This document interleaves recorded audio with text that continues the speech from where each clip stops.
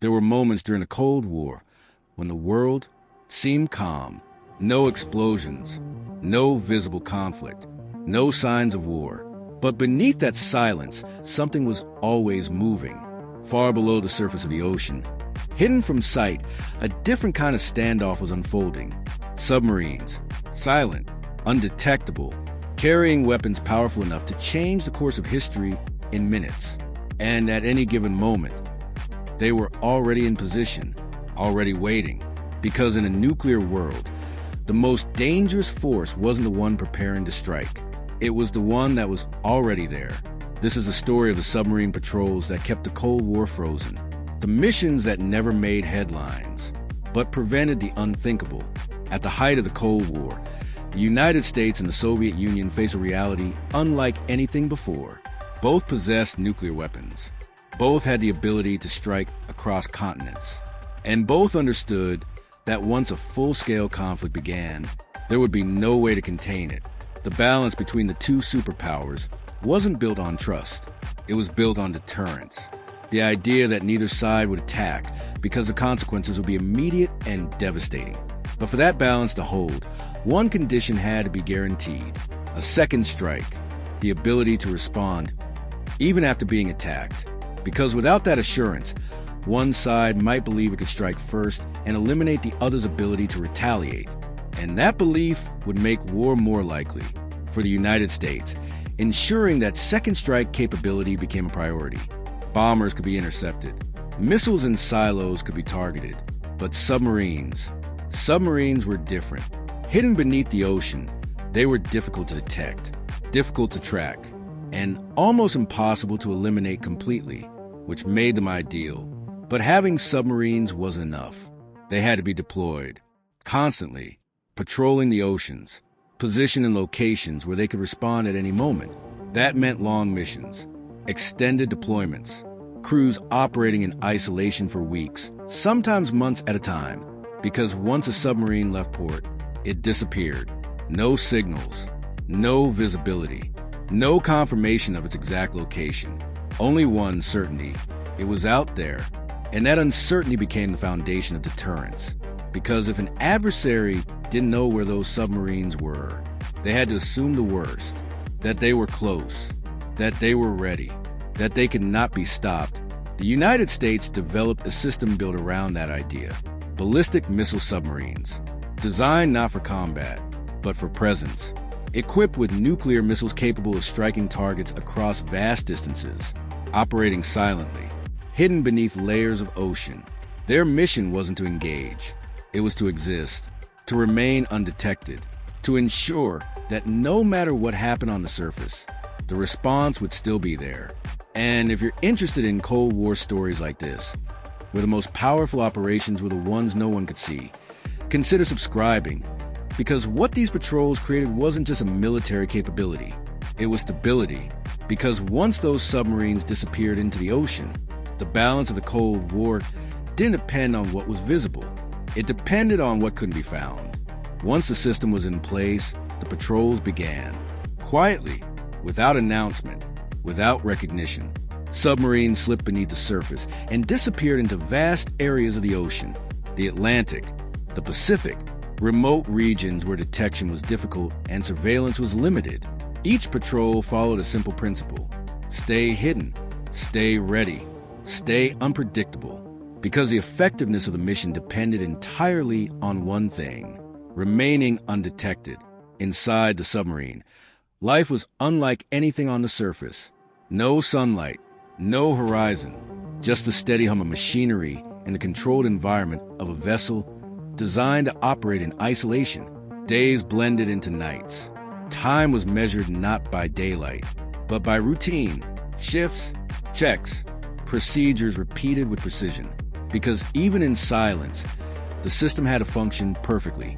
Navigation was constant, courses adjusted carefully, movements planned to avoid detection. Because even the smallest noise could reveal a position. And once a submarine's position was known, its advantage was gone. That was a reality of undersea warfare. Not speed, not firepower, but stealth. At the same time, the submarines carried their payload: ballistic missiles, stored securely, maintained in a constant state of readiness. Each one capable of reaching targets thousands of miles away. Each one part of a system that required no delay, because if the order ever came, there would be no time for preparation, only execution. The crews understood that. They trained for it, rehearsed procedures again and again, because in their environment, there was no room for error. Every system had backups. Every action followed strict protocol, because reliability wasn't optional. It was essential. Above them, on the surface, the world continued as usual. Cities moved. People lived their lives, unaware of what was beneath them, unaware that at any given moment, a submarine somewhere in the ocean was already in position, already capable of responding. That invisibility was the strength of the system, because it created uncertainty for the other side. The Soviet Union could not track every submarine, could not locate every patrol, could not guarantee that a first strike would eliminate them all. And that uncertainty shaped strategy, because without certainty, there was no safe way to attack. But the patrols were not without risk. The ocean was not empty. Soviet submarines operated as well, tracking, listening, trying to detect American movements. A silent contest unfolded beneath the surface. Sonar operators listening for faint sounds, propellers, machinery, any indication that another vessel was nearby.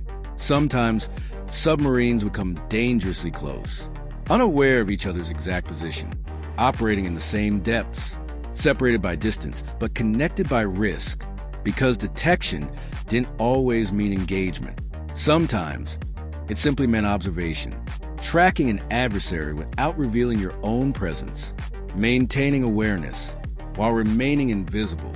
That balance required discipline, patience, and constant focus, because one mistake, one sound too loud, one movement too sudden, could expose everything. And if you're interested in Cold War stories like this, where entire operations unfolded in complete silence, consider subscribing, because what these patrols represented wasn't just readiness, it was endurance, because maintaining that level of presence day after day, mission after mission, required more than technology. It required people, crews willing to operate in isolation, to carry out missions that would never be seen, and to maintain a system that depended entirely on what didn't happen.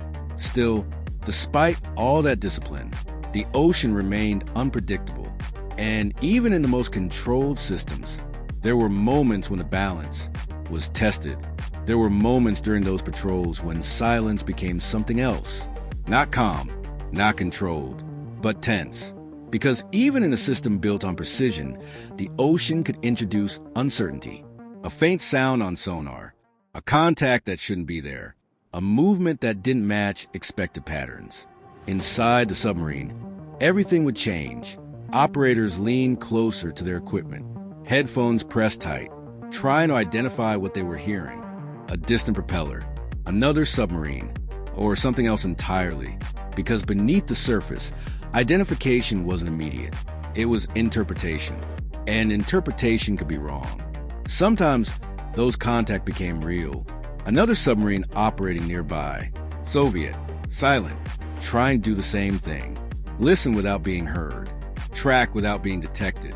In those moments, the situation became delicate. Two vessels, both hidden, both armed, both aware that the other might be there, but without confirmation and without communication, because communication would mean revealing position. So instead, they listened, adjusted course, maintained distance, or sometimes closed it, carefully, quietly, because even proximity carried risk. A collision, an accidental contact, something that could expose both vessels, or worse, escalate into something neither side intended. There were also moments when systems were tested in other ways. Mechanical issues, unexpected conditions, the reality of operating complex machines in an unforgiving environment, because at those depths, failure wasn't just inconvenient, it was dangerous. Every system had to work. Every response had to be immediate, because there was no external support, no quick recovery, only the crew and their ability to manage the situation. At the same time, the strategic environment above continued to evolve. Crises emerged, tensions increased, moments when the possibility of conflict became real. During those periods, the role of the submarines became even more critical because they were already in position, already hidden, already ready. Inside those vessels, crews received updates, changes in alert status, signals that indicated rising tension. And with those signals came a shift in mindset. From routine to readiness, every system checked again, every procedure reviewed, because the difference between routine patrol and active response could be measured in seconds. In those moments, the reality of the mission became clear, that if the order ever came, there would be no hesitation, no delay, only execution. Keys turned, missiles launched, and once that process began, it could not be reversed. That understanding carried weight, because these were not theoretical scenarios. They were real, prepared, possible, and yet, time after time, the order never came, because even at the highest levels, decisions were made with awareness, with caution, with the understanding of what those submarines represented, not just power, but consequence. And if you're interested in Cold War stories like this, where the most critical moments happen without anyone ever seeing them, consider subscribing, because what these patrols revealed wasn't just the strength of the system, it was the discipline behind it, because maintaining that balance required more than capability. It required control. But even with that control, the true impact of those patrols wouldn't be measured during the missions themselves. It would be measured in what never happened. In the end, those submarines never fired a single missile. They never revealed their positions. They never became the center of a battle. And yet, they may have been the most important force in the entire Cold War, because their mission was never to act. It was to exist, to remain hidden, to ensure that at any moment, a response was always possible. That was the foundation of deterrence, not the use of power, but the certainty of it. The knowledge that even if everything on the surface changed, even if bases were destroyed, even if communication was disrupted, there would still be submarines beneath the ocean, silent, undetected, ready. And that certainty shaped every decision. Because no matter how advanced strategies became, no matter how technology evolved, there was always one question that could not be answered. Where are they?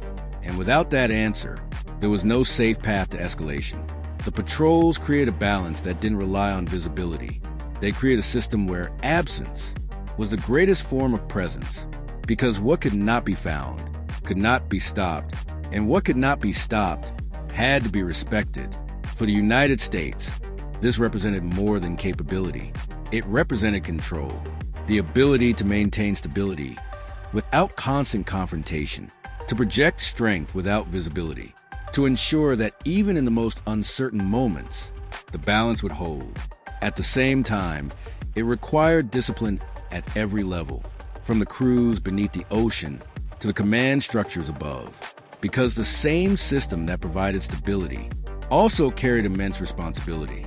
Every patrol, every movement, every decision had to be managed with precision, because the consequences of failure were too great.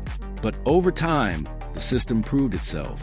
Year after year, crisis after crisis, the submarines remained in position, the balance held, and the Cold War remained cold, not because the threat wasn't real, but because it was understood, because both sides recognized what was at stake, and because beneath the surface, there was always something waiting, something that ensured no conflict could end without consequence. That was the legacy of those patrols, not destruction, but prevention, because in the Cold War, the greatest victories were never announced. They were the ones where nothing happened, where the system worked exactly as intended, where the world continued, because the alternative was never allowed to unfold. For more stories like this, make sure to like the video and subscribe to the channel, because some of the most powerful operations in history were the ones no one ever saw, but everyone depended on.